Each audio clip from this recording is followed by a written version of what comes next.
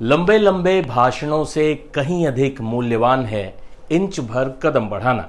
महात्मा गांधी के इस कथन के साथ आपको गांधी जयंती के दिन सुप्रीम कोर्ट के एक ऐसे ही फैसले के बारे में बताते हैं जो आधी आबादी की गरिमा सुनिश्चित करने की दिशा में बढ़ा हुआ इंच भर कदम है।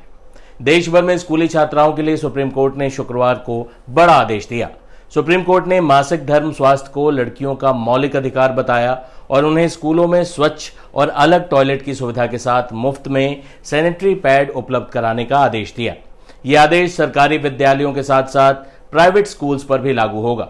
अदालत ने आगाह भी किया कि आदेश का पालन नहीं हुआ तो ऐसे नाफरमान स्कूलों की मान्यता भी रद्द की जाएगी। सुप्रीम कोर्ट ने सभी राज्यों और केंद्र शासित प्रदेशों को स्कूलों में छात्राओं को फ्री सैनिटरी नैपकिन उपलब्ध कराने के आदेश दिए हैं। अदालत ने मासिक स्वच्छता के अधिकार को संविधान के अनुच्छेद 21 के तहत जीने के और निजता के अधिकार का अभिन्न हिस्सा बताया है। कोर्ट ने कहा कि पीरियड्स के दौरान स्वच्छता की सुविधाओं का जो ये अभाव होता है वो लड़कियों के सम्मान, स्वास्थ्य और समानता को गंभीरता से प्रभावित करता है। सभी स्कूल फ्री में सैनिटरी नैपकिन मुहैया कराएं, इसीलिए कोर्ट ने यह आदेश भी जारी किया।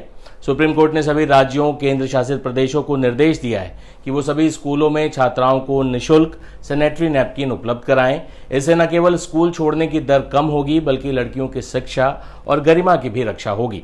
सुप्रीम कोर्ट ने यह भी स्पष्ट किया कि मासिक स्वच्छता को दया या कल्याण के रूप में नहीं बल्कि मौलिक अधिकार और सार्वजनिक स्वास्थ्य के मुद्दे के रूप में देखा जाना चाहिए। यानी ये आपका फर्ज है, ये किसी किस्म की आप दया नहीं कर रहे हैं। सरकारों को उन्होंने आदेश दिया।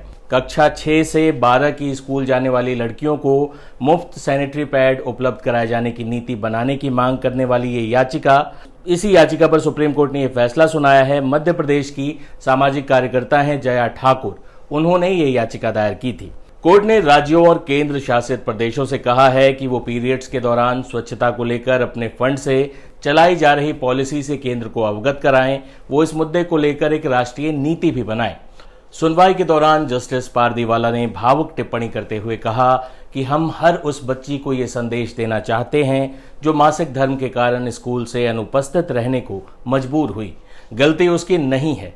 ये शब्द अदालत की दीवारों से बाहर निकलकर समाज की सामूहिक चेतना तक पहुंचने चाहिए।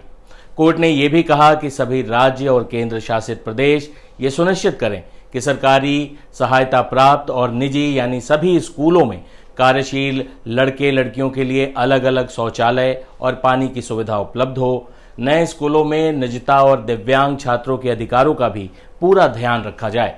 सभी स्कूलों में शौचालय परिसर के भीतर छात्राओं को निःशुल्क बायोडिग्रेडेबल सैनिटरी नैपकिन उपलब्ध कराए जाए। प्रत्येक स्कूल में मासिक स्वच्छता प्रबंधन की व्यवस्था हो जिससे आपात स्थिति के लिए अतिरिक्त यूनिफॉर्म और अन्य आवश्यक सामग्री शामिल हो, वो उन्हें मिल सके।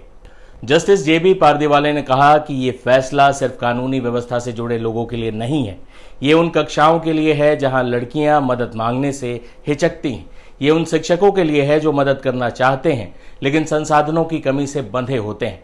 ये उन माता पिता और पूरे समाज के लिए है ताकि प्रगति को इस आधार पर आंका जाए कि हम सबसे कमजोर की कैसे रक्षा करते हैं।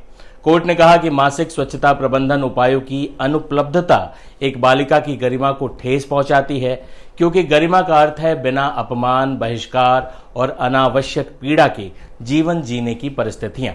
निजता और गरिमा पर सुप्रीम कोर्ट ने कहा कि निजता गरिमा से अविभाज्य रूप से जुड़ी हुई है, इसलिए निजता के अधिकार का अर्थ केवल राज्य द्वारा हस्तक्षेप ना करना नहीं है बल्कि राज्य पर यह सकारात्मक दायित्व भी है कि वो किसी व्यक्ति की निजता की रक्षा के लिए आवश्यक कदम उठाए।